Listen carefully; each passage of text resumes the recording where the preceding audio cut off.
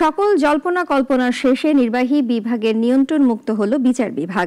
বিচার বিভাগের জন্য কাঙ্ক্ষিত পৃথক সচিবালয় প্রতিষ্ঠায় জারি হয়েছে সুপ্রিম কোর্ট সচিবালয় অধ্যাদেশ। তবে এ নিয়ে আইনজীবীরা খুশি হলেও শঙ্কা জানিয়েছে কেউ কেউ। নতুন সরকার এসে এ অধ্যাদেশ সংসদে পাশ করবে কিনা এ নিয়েও প্রশ্ন তাদের। অলিরনের রিপোর্টে বিস্তারিত।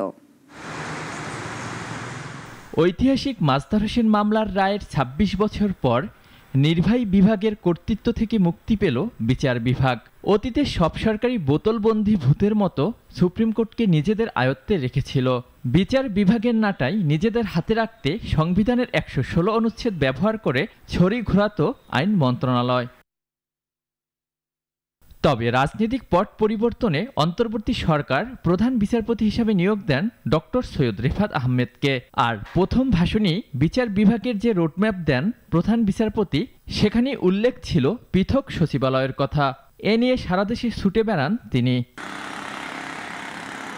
অবশেষে রোববার নির্বাহী বিভাগের পুরোপুরি নিয়ন্ত্রণ মুক্ত হয় বিচার বিভাগ। জারি করা হয় পৃথক সচিবালয় অধ্যাদেশ।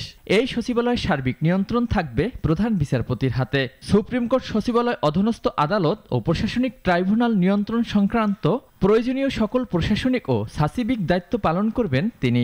আমাদের জুডিশিয়াল সেপারেশন হয়েছে, যদিও পরিপূর্ণ নয়, তারপরেও আজকে অধ্যাদেশ হওয়াতে আমি খুবই আনন্দ বোধ করছি।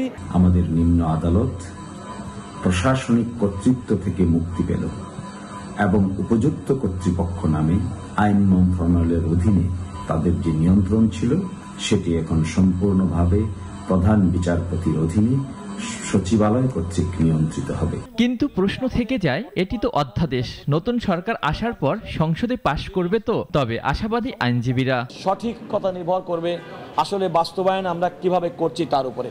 কারণ আমাদের দেশে অনেক সময় আমরা আইন তৈরি করি যার প্রকৃতপক্ষে তার বাস্তবায়ন হয় না, অনেকাংশে সেগুলো মুখ থুবড়ে পড়ে। যে প্রত্যাশা নিয়ে যে সমস্তগুলো করা হয় সেই প্রত্যাশা অনেক ক্ষেত্রে পূরণ হয় না। আজকের রায়ের ফলে বিচারকরা রাজনৈতিক দলের ছায়া থেকে বের হয়ে বিচার কার্য চালাতে পারবেন বলে জানান চিফ প্রসিকিউটর। সচিবালয় প্রতিষ্ঠা হওয়ার পরে আমরা আশা করব বিচার বিভাগে সেই সমস্ত মাননীয় বিচারকরাই আসবেন যারা নিজেকে সবসময় বিবেক এবং সংবিধান এবং আইনের কাছেই জবাবদিহি মনে করবেন, অন্য কারো কাছে।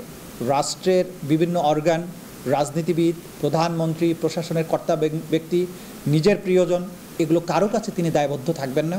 মাজদার হোসেন মামলায় ১৯৯৯ সালের ২ ডিসেম্বর পৃথককরণের রায় দেন সুপ্রিম কোর্ট। ওই রায়ের পর ২০০৭ সালে তত্ত্বাবধায়ক সরকারের আমলে ১ নভেম্বর নির্বাহী বিভাগ থেকে বিচার বিভাগ পৃথক করা হলেও পৃথক সচিবালয় প্রতিষ্ঠার নেওয়া হয়নি কোনো উদ্যোগ। অলিউল রনি, নাগরিক, ঢাকা।